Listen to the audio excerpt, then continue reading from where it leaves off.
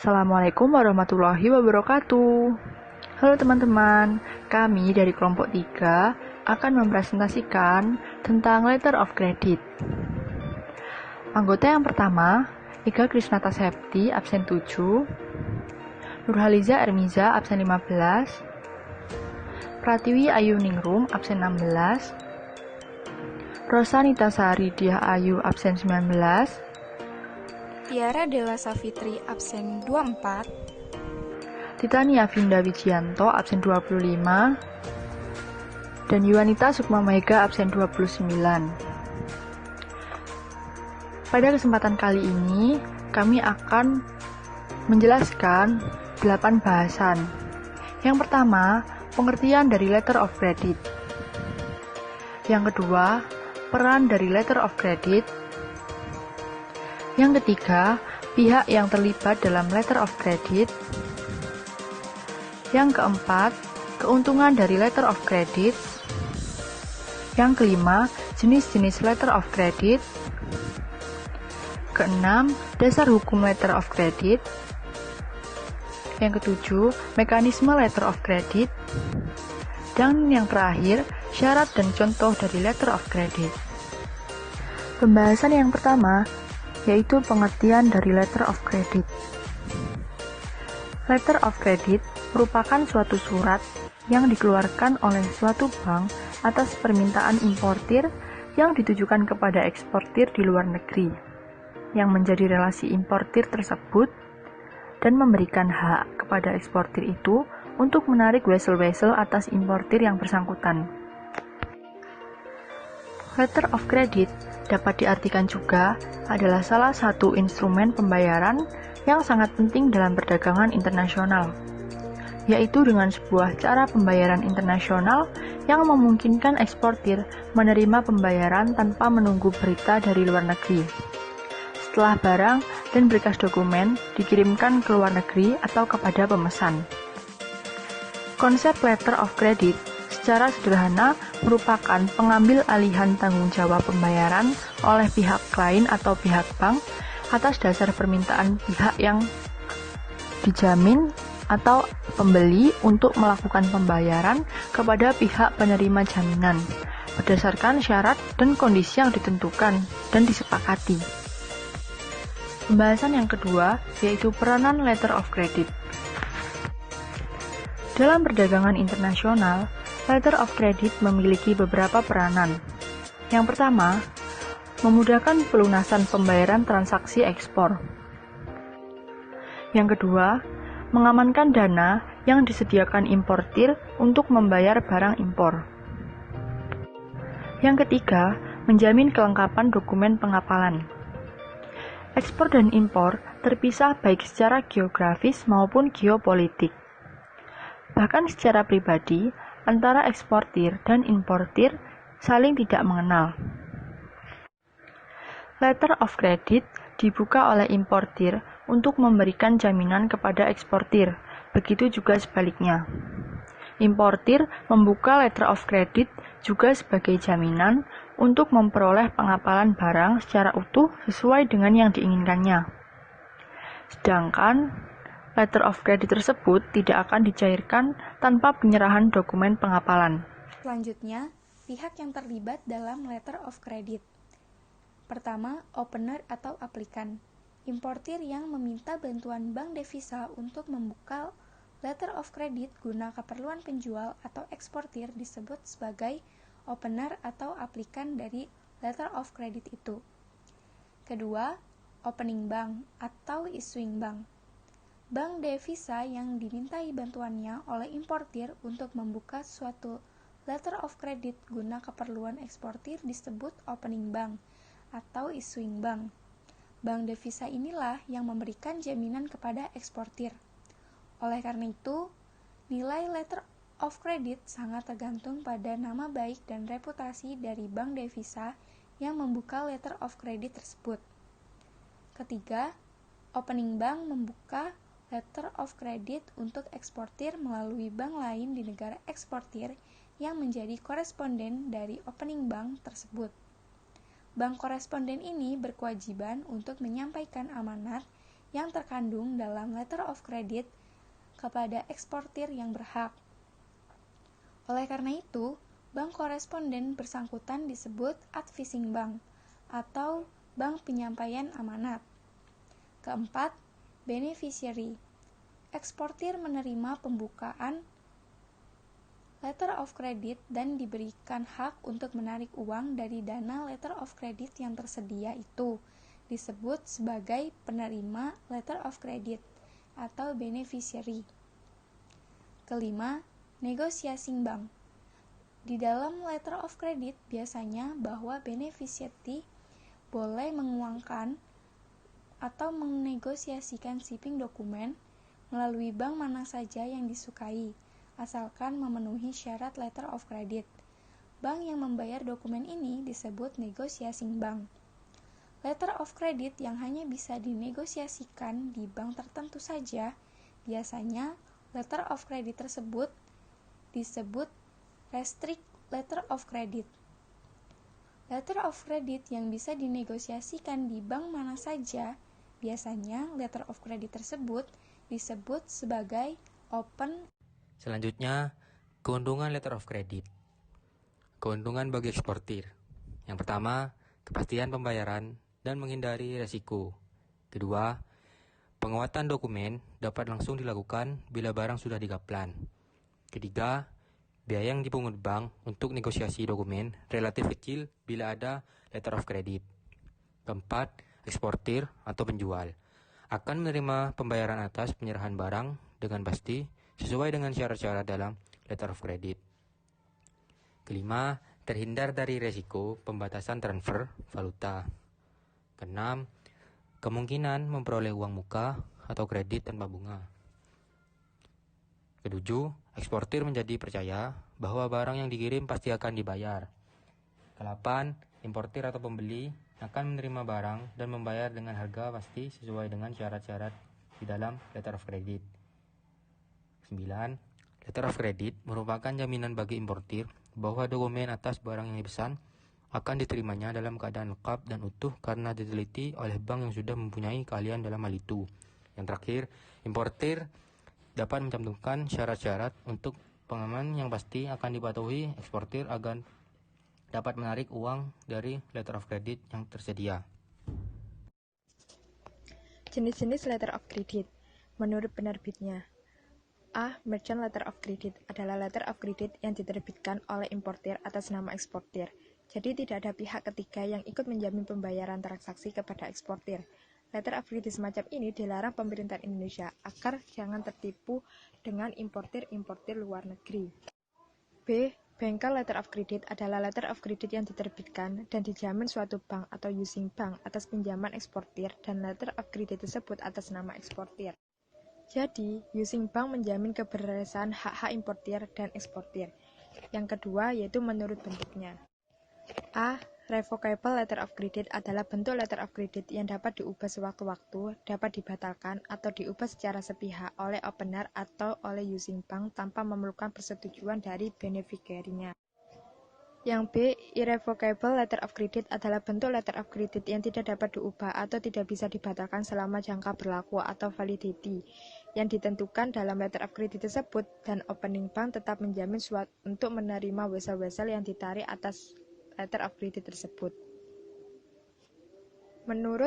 Yang ketiga, menurut syarat-syaratnya. A. Documentary letter of credit adalah letter of credit yang penarikan atau pembayaran draftnya dokumen-dokumen letter of credit harus dilampirkan. B. Open atau clean letter of credit adalah letter of credit ini tidak dicantumkan syarat-syarat lain untuk penarikan atau pembayaran draftnya. Artinya tidak diperlukan dokumen-dokumen lainnya. Bahkan pengembalian uang dari kredit yang tersedia dapat dilakukan dengan penyerahan kwitansi biasa. Yang keempat, menurut saat penyelesaiannya. A. Signed letter of credit adalah letter of credit yang pembayarannya oleh paying bank yang dilakukan pada saat draft itu ditunjukkan oleh eksportir dan disertai dokumen-dokumen lain yang sesuai dengan syarat-syarat letter of credit. B. Assigned atau train letter of credit adalah letter of credit pembayaran draftnya baru dilakukan setelah jatuh tempo, misalnya 30 hari, 60 hari, tergantung pada perjanjiannya. Yang kelima, menurut hak beneficiary-nya. Yang pertama adalah transferable letter of credit, yaitu letter of credit yang dapat dipindahkan sebagian atau seluruh oleh eksportir pertama kepada eksportir kedua atau supplier barang, asalkan atas persetujuan importir yang bersangkutan. Yang B, non-transferable letter of credit adalah suatu letter of credit yang tidak dapat dialihkan oleh eksportir pertama kepada eksportir kedua. 6. Menurut perjanjiannya. A. Restricted letter of credit adalah suatu letter of credit yang hanya dapat dinegosiasi oleh bank yang disebutkan secara khusus dalam letter of credit itu. Yang B. General letter of credit adalah suatu letter of credit yang dapat dinegosiasi oleh setiap bank. Nomor 7. Menurut jenis letter of credit khusus. A. Affluent letter of credit adalah suatu letter of credit yang hanya dapat dipergunakan untuk sekali transaksi saja selama masa berlakunya. Yang B. Revolving letter of credit adalah suatu letter of credit yang dapat dipergunakan untuk beberapa kali mengimpor atau transaksi dengan periode-periode tertentu selama masa berlakunya. Yang C. Back to back adalah suatu letter of credit yang dibuka kembali oleh bank atas permintaan eksportir perantara dengan menjamin master letter of credit-nya, dan letter of credit itu dibuka atas nama eksportir kedua. Yang D. Red clause adalah suatu letter of credit yang pembayarannya sebagian atau seluruhnya telah diterima lebih dulu oleh eksportir sebelum dokumen-dokumen dan barang-barangnya dikirimkan. Yang E. Green clause letter of credit adalah suatu letter of credit yang pembayarannya sebagian atau seluruhnya dapat lebih dulu diterima setelah dokumen-dokumen sementara diserahkan kepada bank. F. Confirmed irrevocable letter of credit, yaitu letter of credit yang dianggap paling sempurna dan paling aman dari sudut penerima letter of credit atau beneficiary, karena pembayaran atau pelunasan wesel yang ditarik atas letter of credit ini dijamin sepenuhnya oleh opening bank maupun oleh advising bank bila segala syarat-syarat yang dipenuhi serta tidak mudah dibatalkan karena sifatnya yang irrevocable. Yang G. Documentary letter of credit dengan red clause. Jenis letter of credit ini, penerima letter of credit beneficiary diberi hak untuk menarik sebagian dari jumlah letter of credit yang tersedia dengan penyerahan kwitansi biasa atau dengan penarikan wesel tanpa memerlukan dokumen lainnya. Nomor H, yaitu standard by letter of credit, yaitu suatu jaminan khusus yang biasanya dipakai sebagian standby oleh pihak beneficiary atau bank atas nama nasabahnya. Dalam hal ini, apabila pihak aplikan gagal untuk melaksanakan suatu kontrak atau gagal untuk pembayaran pinjaman atau memenuhi pinjamannya, maka bank yang bersangkutan akan membayar kepada pihak beneficiary atas penyerahan selembar side draft dan surat pernyataan dari pihak beneficiary yang menyatakan bahwa aplikan atau kontrak tidak dapat melaksanakan kontrak disetujui pembayaran pinjaman atau memenuhi kewajibannya. Selanjutnya, dasar hukum letter of credit. Dasar hukum internasional. Letter of credit diatur dalam Uniform Customs and Practice for Documentary Credit or UCP International Chamber of Commerce or ICC Publication nomor 600 yang berlaku tanggal 1 Juli 2007. Dasar hukum nasional. Dasar hukum letter of credit di Indonesia adalah Peraturan Pemerintah Nomor 1 Tahun 1982. UCP mengeluarkan ketentuan letter of credit dengan tujuan untuk menghindari perselisihan dan menjadi acuan apabila terjadi perselisihan mengenai proses dan hukum yang akan digunakan, serta agar transaksi-transaksi demikian terlaksana tanpa merugikan masing-masing pihak. Untuk pembahasan berikutnya yaitu mengenai mekanisme letter of credit. Tata cara atau mekanisme letter of credit itu dibagi menjadi 4 tahapan.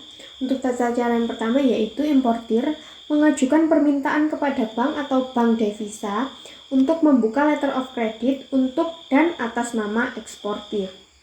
Dalam hal ini, importir bertindak sebagai opener.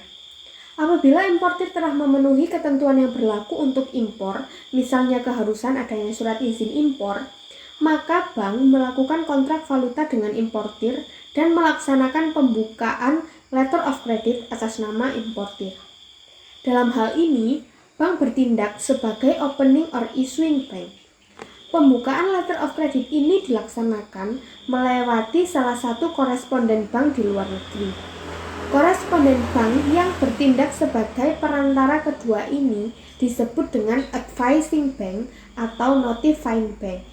Advising bank memberitahukan kepada eksportir mengenai pembukaan letter of credit tersebut. Eksportir yang menerima letter of credit disebut sebagai beneficiary. Untuk tahapan yang kedua, yaitu kemudian eksportir memberikan atau menyerahkan barang ke karier sebagai penggantinya. Eksportir akan menerima atau mendapatkan bill of lading.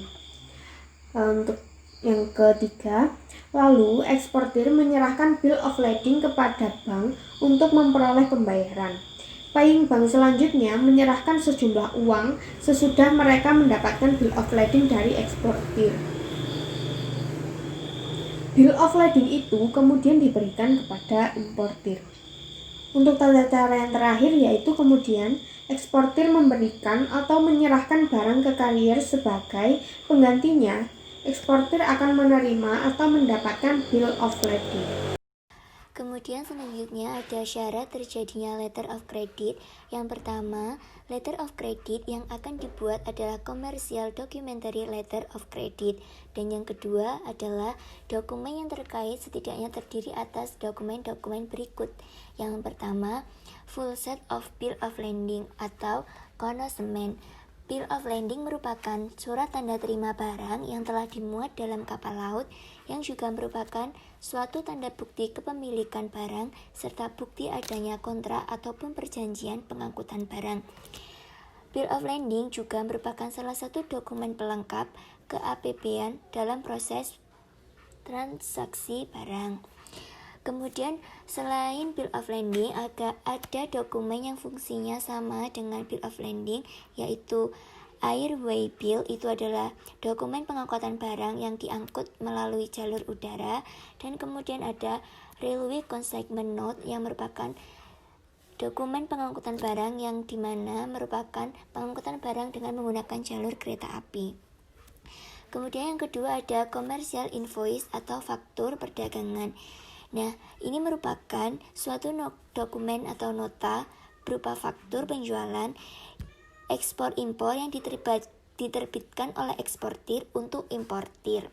Kemudian, dalam suatu commercial invoice wajib mencantumkan nomor dan tanggal dokumen dikeluarkan, nama importir, nama barang, harga per unit, harga total, serta cara penyerahan barang tersebut. Commercial invoice juga digunakan sebagai dasar perhitungan pajak negara ataupun bea cukai. Sebagai contoh, pihak A merupakan seorang importir alat berat yang berasal dari Indonesia dan ingin membeli alat berat dari pihak B yang merupakan orang berkewarganegaraan di London. Pihak B menerima pesanan dari pihak A dan menyadari jikalau pihak A merupakan importir baru. Untuk itu, demi keamanan dan kemudahannya pembayaran, si pihak B menawarkan menggunakan letter of credit sebagai metode pembayaran. Apabila setuju, pihak B harus mendaftarkan diri ke bank sebagai pembayar letter of credit. Kemudian nantinya pihak bank akan memproses semua kredit yang sesuai dengan perjanjian kedua belah pihak, baik pihak A maupun pihak B setelah melalui kesepakatan. Karena memang letter of credit ini berfungsi untuk menjaga keamanan dan memberikan kemudahan dalam setiap transaksi. Itulah mengapa ada baiknya jikalau mulai sekarang mulai memahami tentang penggunaan sistem pembayaran letter of credit untuk melakukan suatu perdagangan baik antar negara.